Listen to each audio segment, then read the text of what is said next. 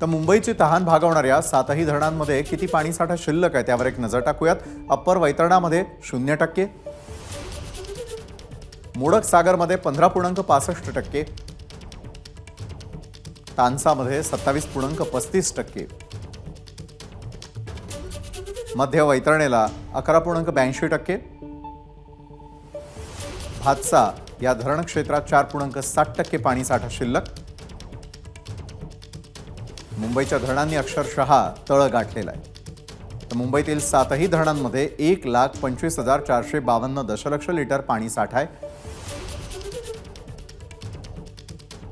2,28,140 दशलक्ष लिटर राखीव पाणी साठा आहे।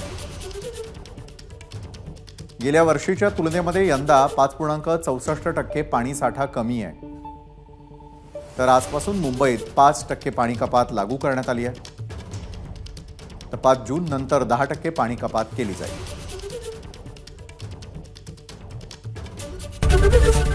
एबीपी माझा, उघडा डोळे बघा नीट।